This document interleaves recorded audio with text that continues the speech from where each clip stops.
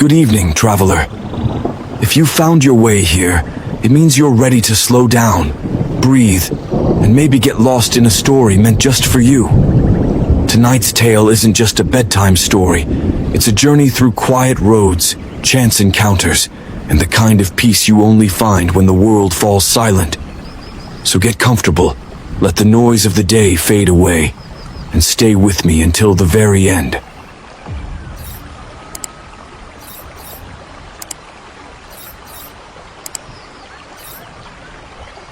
The rain had started around 8:15 p.m. A soft drizzle at first, barely enough to hear over the quiet hum of the refrigerator in Ben's apartment. But by 9 o'clock, it had turned into a steady rhythm, tapping against the window in waves that felt deliberate, almost as if the sky were trying to say something. Ben Whitaker didn't usually drive at night anymore. Not since he moved back to the small town of Maple Hill, Illinois. Everything he needed was within walking distance. His job at the hardware store, the corner grocery, the coffee shop with the good blueberry muffins. He liked the stillness of evenings now, the kind where you could hear your own thoughts or just choose not to. But tonight felt heavier than most. Maybe it was the silence in the apartment. Maybe it was the ache behind his eyes that had nothing to do with tiredness. Or maybe it was the framed photo still sitting face down on the kitchen counter. A small, simple thing he hadn't had the energy to pick up all week. Whatever the reason, Ben grabbed his keys around 9:30, slipped on a faded green hoodie, and stepped out into the cool, wet air. The parking lot glistened under the yellow streetlight, the puddles reflecting soft halos as he walked to his old Dodge Charger. He didn't even hesitate. No destination, no playlist, just keys, ignition, wipers on low. The rain slid across the windshield like it was in no rush to get anywhere. Ben turned onto Route 46 without checking the clock. The town looked different in the rain. Familiar, but quieted, like someone had turned the volume down on life. Storefronts blurred behind glass, their neon signs glowing faintly through streaked windows. A red, open sign flickered at the all-night diner. He saw the same guy out front having a smoke, rain soaking through his t-shirt like he didn't care. Or maybe he didn't notice. Ben kept driving. The Charger hummed beneath him, steady and old and reliable. The kind of car you don't brag about but never part with. It had carried him through college, breakups, job interviews, and once a snowstorm in Ohio that made him believe in small miracles. He didn't know where he was going. That was the point. Some nights, you didn't need a reason. You just needed the road, the sound of rain on the roof, and a little space between you and everything else. He passed the high school football field, its bleachers empty and glistening. The streetlights cast long shadows across the pavement. He passed a closed gas station with the old digital price sign still glowing, $3.79 for regular. Not that it mattered tonight. Ben adjusted the wiper speed. Slower now, just enough to keep the world visible. He exhaled and loosened his grip on the steering wheel. No phone, no radio, just the road and the rain. The further Ben drove, the quieter everything felt. Outside, the rain held steady, like it had made a promise to keep going through the night. Inside the car, the heater hummed low, blowing just enough warm air to fog the side windows. He cracked one slightly. Just a bit of cool breeze mixed with the scent of wet asphalt and pine needles. About 15 minutes outside of town, he saw it. An old gas station, the kind that hadn't updated its branding in a decade. The glow from the overhead lights buzzed faintly, casting a halo around the pumps. The sign by the road still read, Carl's Fill-Up, in faded red paint, one of the L's chipped away. Ben had stopped here once, years ago, after a long drive back from Indiana. It looked exactly the same, maybe a little lonelier.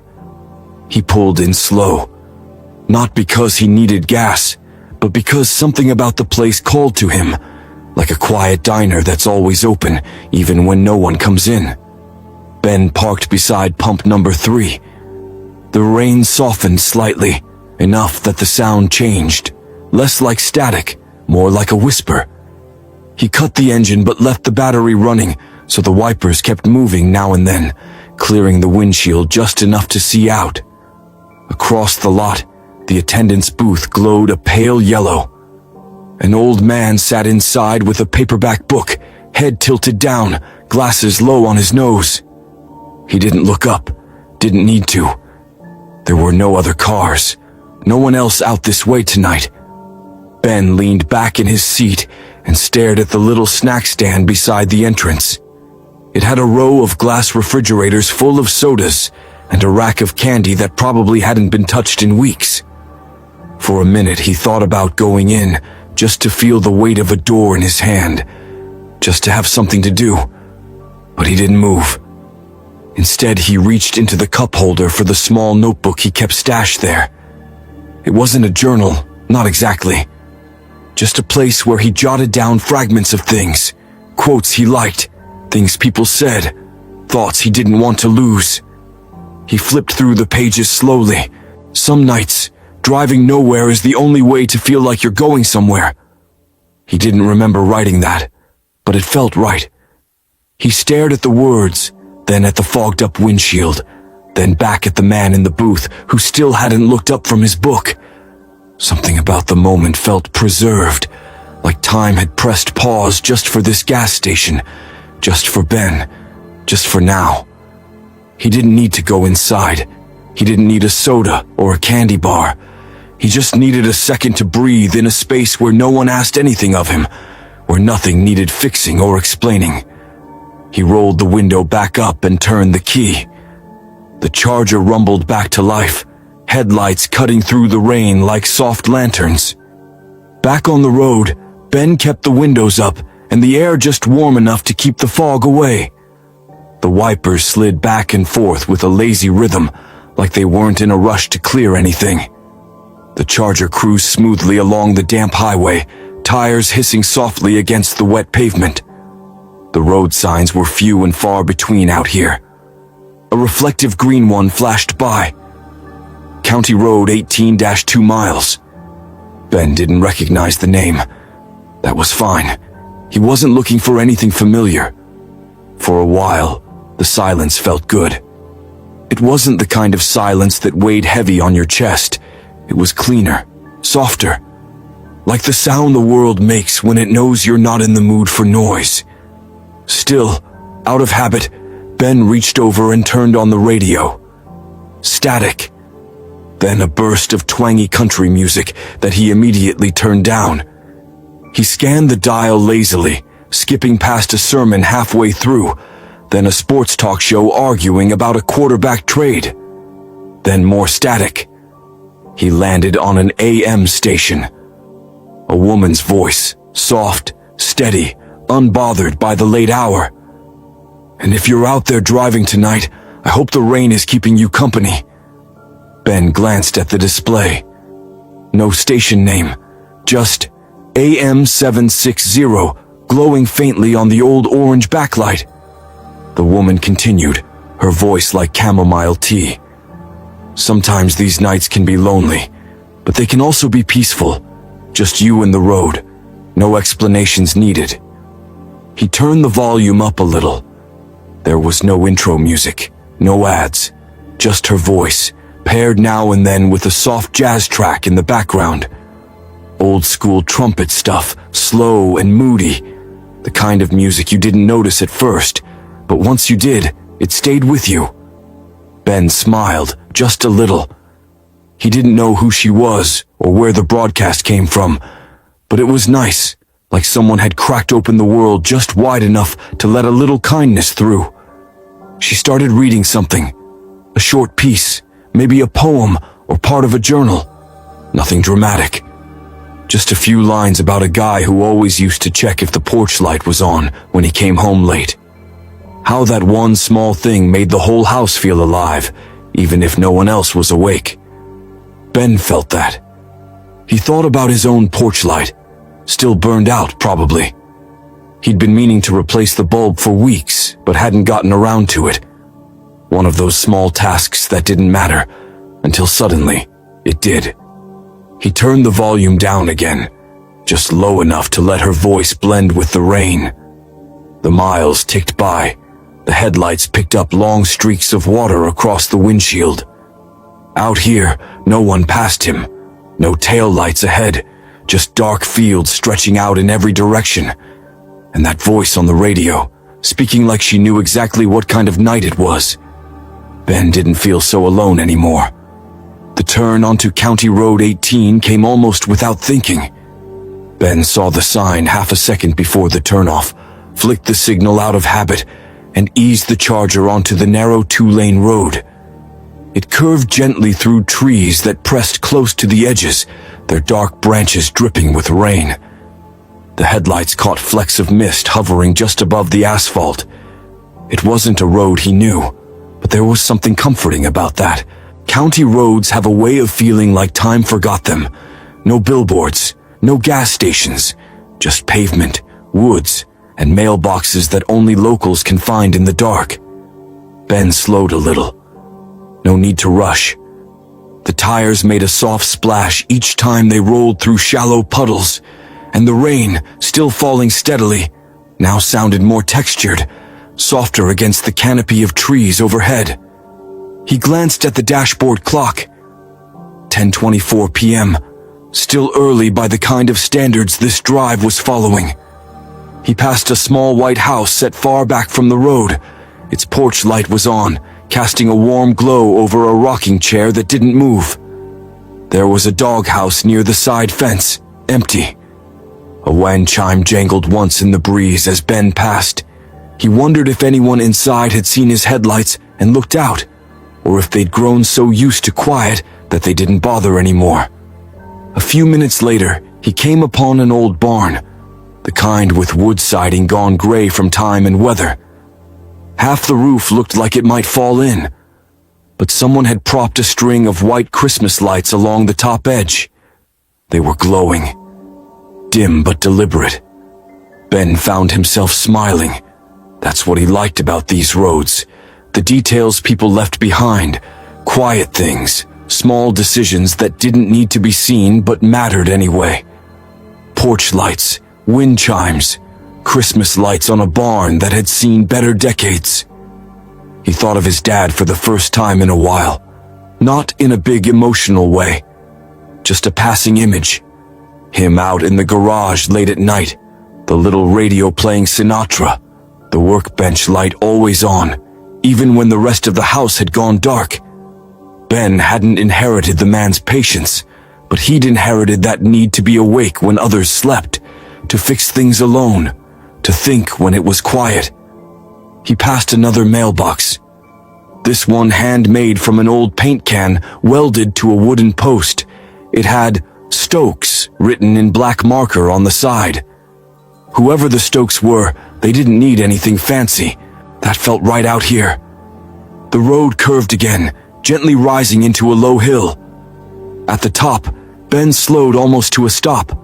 Not because of a turn, not because of a sign, just because the trees opened up briefly, and for the first time that night, he could see across the dark valley. Hundreds of tiny porch lights and window glows scattered across the land like stars that had fallen quietly to earth. And somewhere out there, someone else was probably driving, or sitting in a kitchen, or staring out a window, just listening to the rain.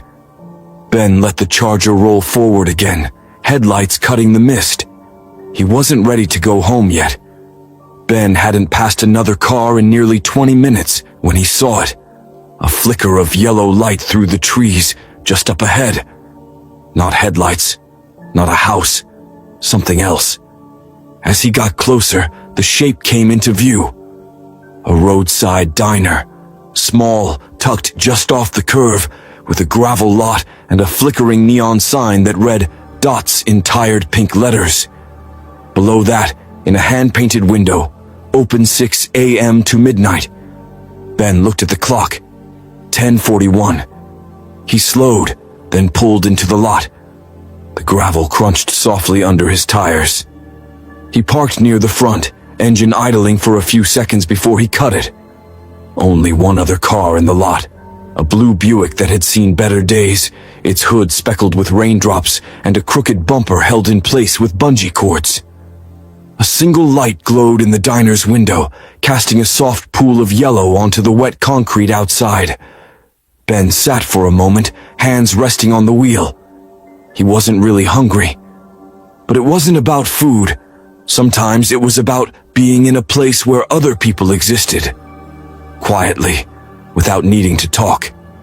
He stepped out, the cool rain gently brushing his face.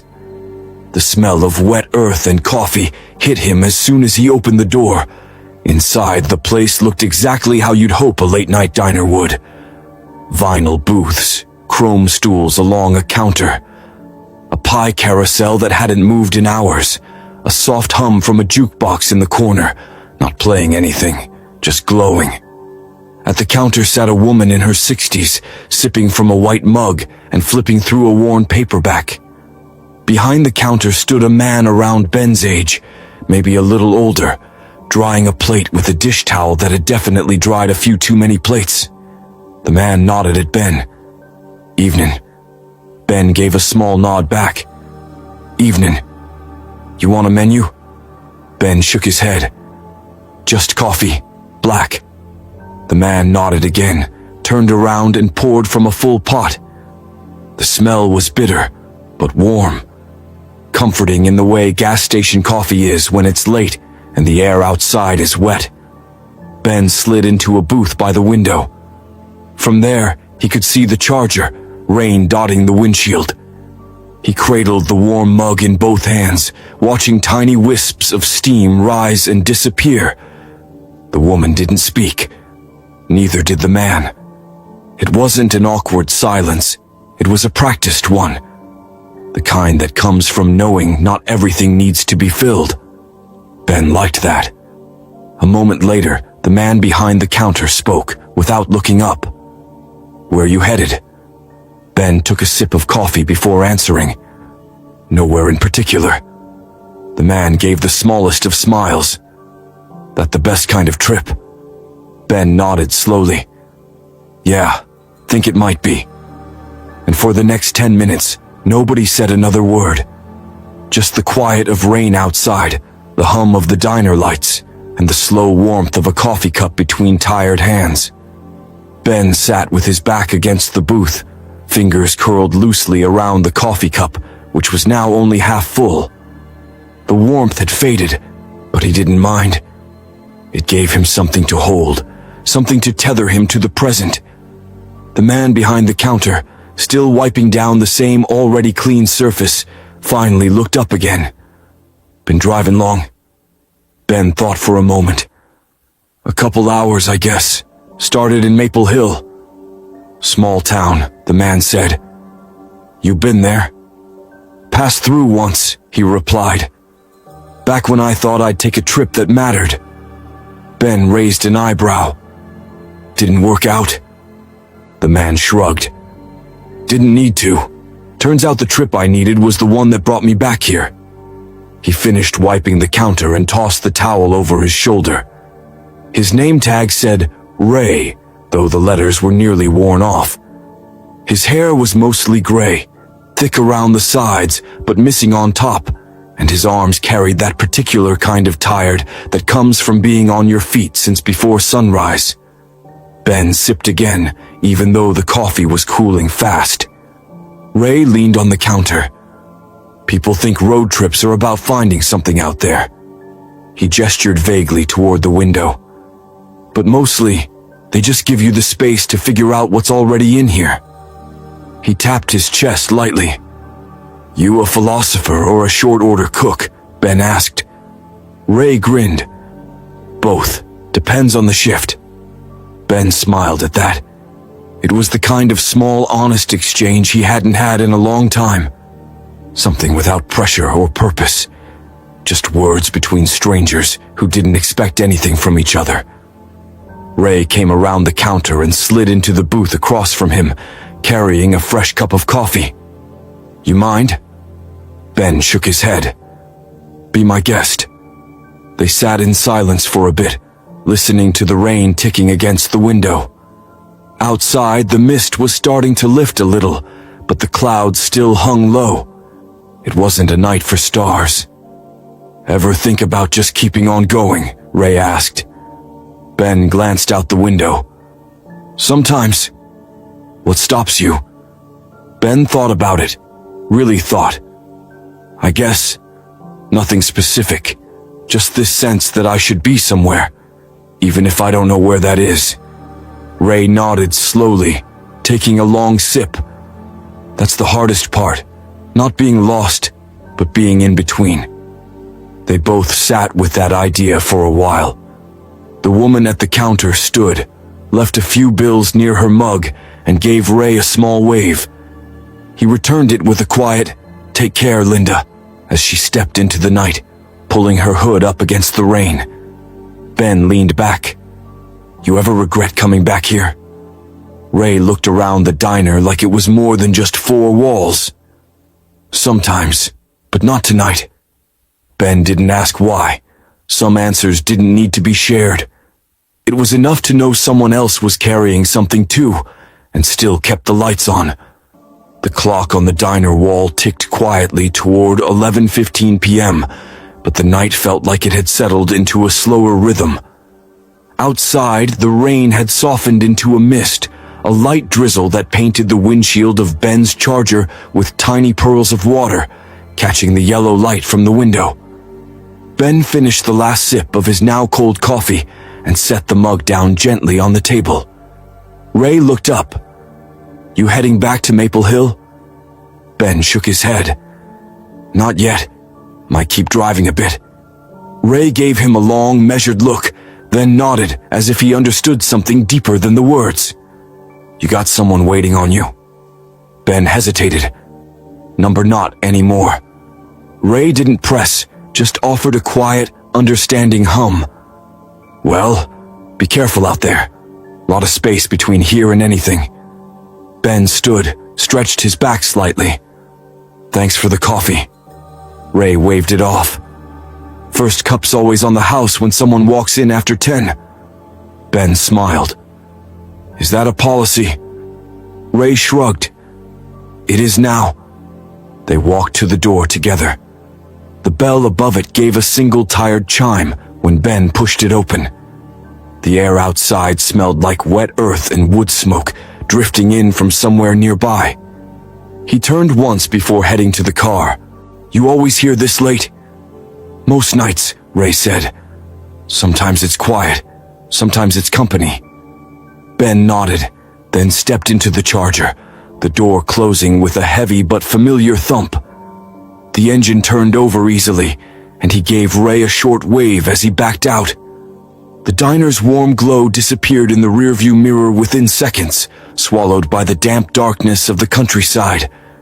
Back on the road, Ben didn't turn the radio on. He didn't need it. There was something calming about the way the headlights played on the wet pavement, the way the trees formed a soft, shadowed tunnel, gently guiding him forward. It didn't matter that he didn't know the road. It didn't matter that he didn't know where it led. He thought briefly of Leah. Her name came like a quiet wind, uninvited but gentle. He hadn't said her name in weeks, not out loud, not even in his head, not really. But now, here on this unnamed stretch of road, it surfaced. They used to drive like this, especially in the early days when conversations were easier than promises. Back roads, fast food wrappers, her feet on the dash, music they didn't agree on, laughter that came easy, silences that didn't feel heavy. But silence changed over time. It stopped being shared and started being something else. A space filled with things unspoken. Ben adjusted his grip on the steering wheel. That wasn't what tonight was about. It wasn't about memory. It was about motion. About knowing he could still move forward without needing to know what came next. The mist thinned as he drove, and the sky opened just enough to show a few pale stars, soft and distant. But there, he didn't know where he was going. But for now, that was exactly the point. Ben's charger hummed steadily under him as the road stretched ahead like a thread pulled through the darkness. The rain had finally stopped, leaving behind a cool, damp stillness that smelled like fresh earth and fallen leaves. The world felt quiet, not empty, just waiting. He turned off the highway and onto a gravel path that seemed more like a suggestion than a road. Trees leaned in close on both sides, their branches forming a shadowy arch overhead. The tires crunched against the gravel, soft and rhythmic, like the beating of a slow drum. There was something about these kinds of roads that always caught Ben's attention, the way they seemed to hold stories. Not the loud kind, the ones told by towns and cities, but the quiet stories whispered in the cracks of pavement, the sway of a branch, the glint of a broken reflector. As he drove, memories surfaced unbidden. The first time he'd driven alone for hours, the windows down and the music blasting. The way the air had felt against his skin, the sun setting behind distant hills. The nervous excitement of escape, the hope that something better was just around the bend. He glanced at the rearview mirror and caught his own tired eyes staring back. They looked older somehow, like they'd seen too many nights that felt both too long and not long enough. The road ahead curved gently to the left, opening into a small clearing where the moonlight filtered through the trees, painting patches of silver on the damp grass. Ben slowed, almost stopping, just to take it in. In moments like these, the road wasn't just a way forward. It was a kind of voice, telling you something you didn't know you needed to hear. A reminder that even when the path is unclear, the journey itself can be enough. He reached into the pocket of his jacket and pulled out the small notebook again, the one he kept beside him on long drives. He flipped it open to a blank page and pressed the pen tip to paper. The road doesn't always lead where you expect. Sometimes it just leads you to yourself. Ben smiled softly. He closed the notebook, tucked it back, and turned the wheel slightly to follow the curve of the road. Tonight, the journey was all that mattered. The road eventually brought Ben into a small town that seemed frozen in time. The streetlights flickered faintly through the mist, their glow barely reaching the cracked sidewalks. Storefronts were shuttered and dark, windows dusty with years of quiet. A lone street sign creaked gently in the breeze. Ben slowed the charger to a crawl as he rolled through the center of town. The kind of place where the post office closed at 5, the diner served the same customers every morning, and the only events were the occasional town hall meeting or church potluck. He glanced over at the old theater marquee. Its bulbs were burnt out, but faded letters spelled out. Now showing, Moonlight Drive-In. A chuckle escaped him.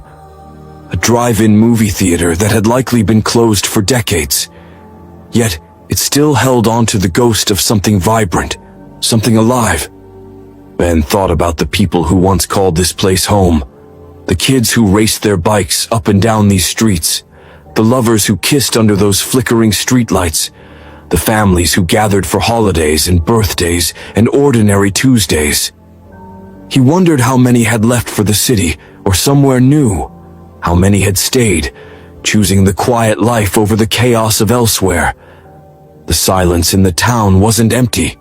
It was full of memories, of stories that had been lived and told and sometimes forgotten. Ben's headlights swept over a weathered bench in front of the town's small library. The door was locked tight, but a faint light glimmered from inside, a desk lamp left on by someone still awake, maybe someone who liked the company of books more than people. He exhaled slowly. There was something about places like this. They didn't scream for attention, didn't demand more than you gave. They just existed, quietly waiting for whoever needed a moment to pause.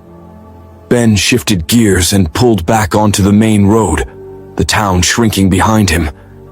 As he drove away, he realized that sometimes the places we think are lost aren't really gone. They're just waiting for someone to remember. The night was deepening as Ben rolled back onto the highway, the distant hum of the engine the only sound inside the charger. The rain had fully stopped now, leaving the road slick and reflective, mirroring the faint glow of the moon and stars above. His phone buzzed softly on the passenger seat, vibrating against the leather. Ben glanced over but hesitated before picking it up.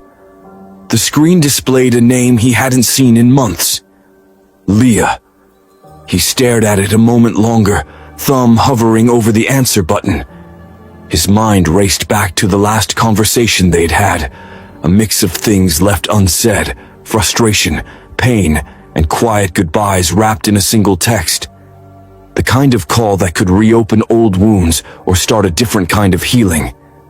He let the phone lie there, unanswered. Instead, he pulled the notebook from the glove compartment and flipped to a page filled with scribbled thoughts. Maybe some roads aren't meant to be driven alone. Maybe it's okay to stop and listen.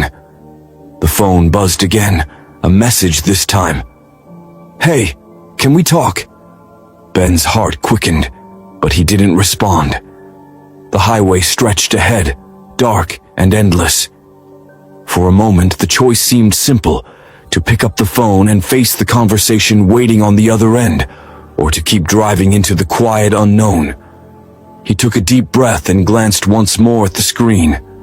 Then slowly he placed the phone back down.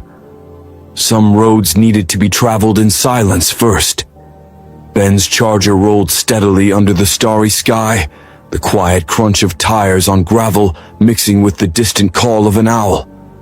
The road had narrowed again, flanked by thick trees that seemed to lean in, creating a tunnel of shadows and moonlight. Up ahead, the road curved sharply, leading to an old iron bridge that spanned a narrow creek, Dry Creek, according to the faded sign nailed to a nearby post. Ben slowed to a crawl, the headlights illuminating rusted beams and peeling paint. The wood planks beneath his tires creaked softly, a reminder of years and miles carried over them. He paused at the center of the bridge, looking down at the creek bed below. It was mostly dry, save for a few shallow pools reflecting the night sky. The water had long since retreated, leaving the stones and mud exposed. There was a stillness here, different from the forest or the open road. A quiet waiting. Ben leaned out the window, breathing in the cool night air tinged with earth and moss. The sounds of the woods seemed to soften, and for a moment, the world felt paused. He pulled the notebook from the console and scribbled a few lines. Sometimes the driest places hide the deepest secrets. The bridge was old, maybe unsafe for heavy traffic, but sturdy enough to carry him forward.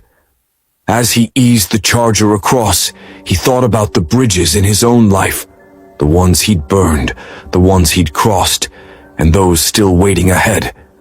This bridge, like the road, was a crossing, not just over water, but over something unseen, somewhere between what was and what might be. By the time he reached the other side, the night had grown quieter still. Ben adjusted the rearview mirror, watching the bridge shrink behind him.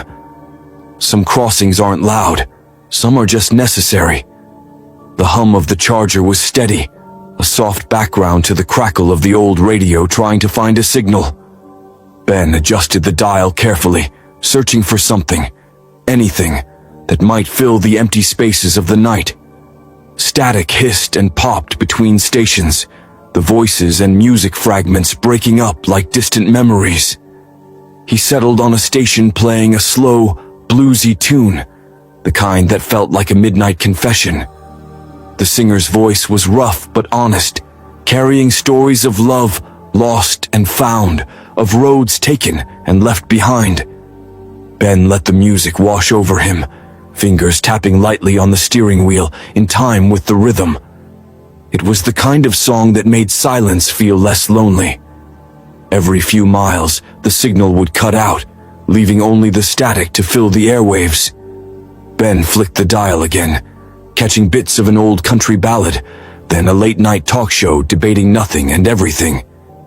He smiled faintly at the absurdity of it all. The radio was a patchwork of voices, much like his thoughts tonight, fragmented but still making sense somehow. For a moment he imagined the voices as travelers, each on their own journey, their own stories weaving into the night air. Ben turned the volume down and leaned back in his seat, eyes half closed but alert. The road ahead was still unknown, but for now the music, imperfect, fragmented, and fleeting, was enough. Ben's Charger pulled off the highway onto a dimly lit rest stop, the asphalt cracked and worn from years of travelers passing through. The cool night air smelled faintly of pine and something else, a mix of gasoline and distant campfires. He killed the engine and stepped out, stretching his legs. The parking lot was nearly empty, except for a rusted pickup truck parked near the vending machines. A single lamppost flickered uncertainly, casting long shadows across the scattered picnic tables. Ben walked toward the vending machines, the soft buzz of fluorescent lights overhead, blending with the occasional hoot of a distant owl.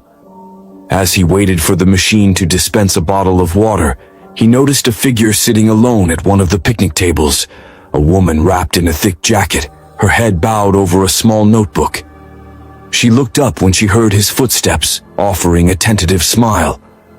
"Long drive?" she asked. "Yeah," Ben replied, "trying to find my way." She nodded, tapping the pen against the notebook. "Sometimes it's the in-between places that tell you the most." Ben took the bottle and joined her at the table. They talked quietly about the road, about places left behind and those still ahead. She introduced herself as Claire, a writer who often found her best ideas on lonely stretches of highway. The conversation was easy, a rare moment of connection without expectation or judgment. As the night deepened, Ben realized that sometimes the people you meet in unexpected places carry pieces of the journey you didn't know you needed. Before leaving, Claire handed him a small scrap of paper with a line of poetry. "The road is not just a path, but a mirror held to the soul." Ben folded it carefully and tucked it into his jacket pocket. The Charger roared back to life, and with a final nod, he merged onto the highway, the road stretching endless and inviting. Ben's headlights cut through the thickening fog as he pulled off the highway and onto a narrow side road lined with towering pines. Up ahead, a flickering sign came into view. Pine Ridge Motel, vacancies. The neon letters buzzed softly, one O flickering like a hesitant heartbeat. The parking lot was nearly empty, except for a beat-up sedan parked near the office. Ben pulled into a space under a cracked street lamp and sat for a moment, the engine idling. The motel looked like something out of an old movie. Faded paint, a flickering porch light, and the faint smell of damp carpet and distant memories. Inside the small office, a middle-aged woman with tired eyes and a warm smile greeted him. "Looking for a room?" "Just for the night," Ben replied. She handed him a key attached to a worn plastic fob. "Room 7, end of the hall." Ben nodded, carrying his bag down the dimly lit corridor.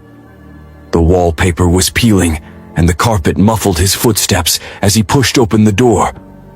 The room was small but clean, with a window that looked out onto the mist-shrouded trees.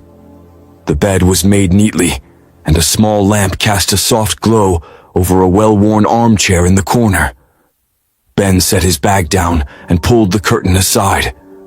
The fog blurred the world outside, turning the trees into shadowy giants. He sank into the armchair and let out a long breath. Sometimes a place to rest was more than just a roof over your head.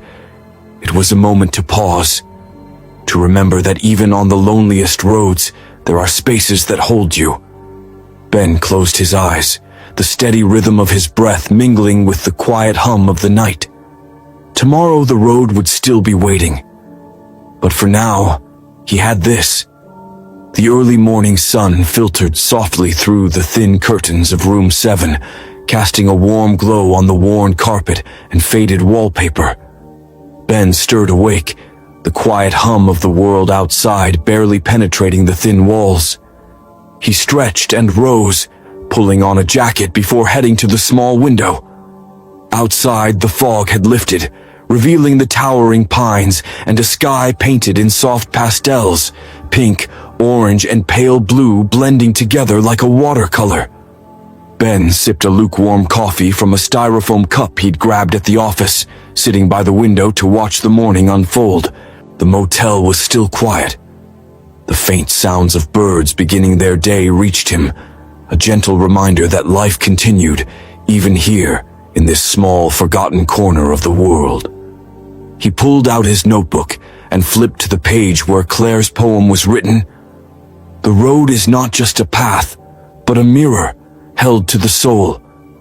Ben smiled softly.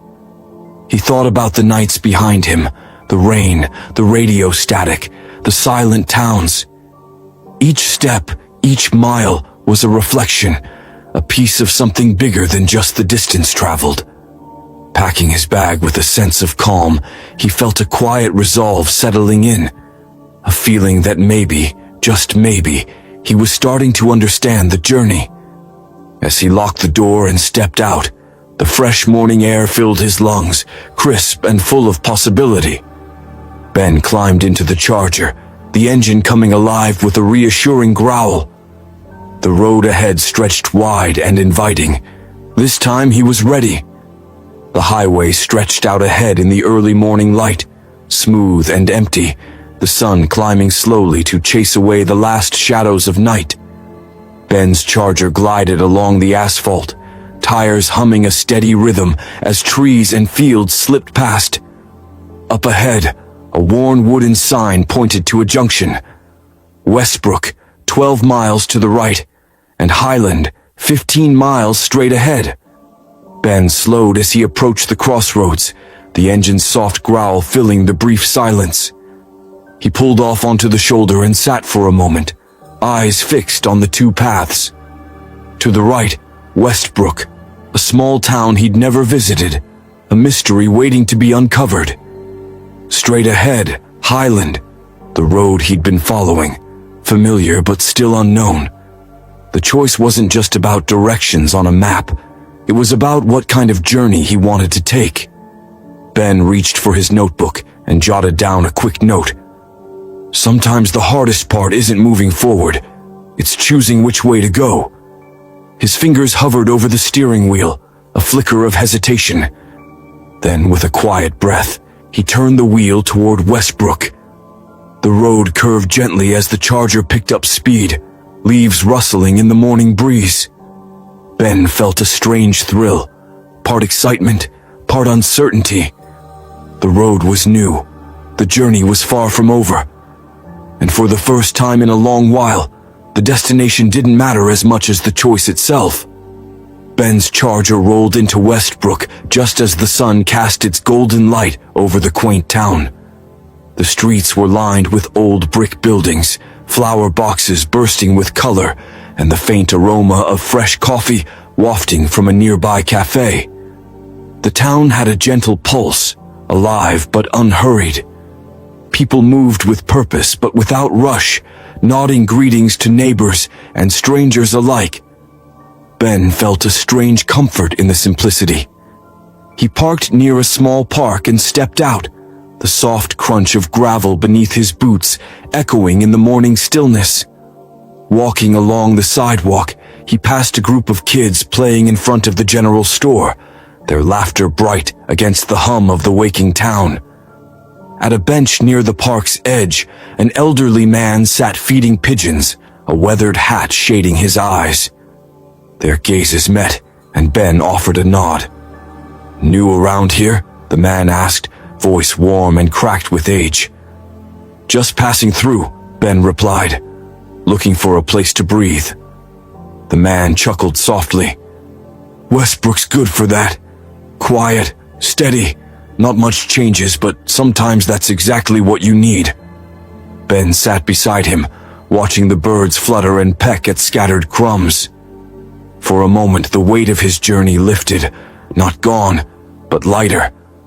The town's slow rhythm invited him to pause, to find stillness amid the movement. As the sun climbed higher, Ben realized that sometimes a place like Westbrook isn't just a stop, it's a chance to reset. And maybe, just maybe, to find a little piece of peace.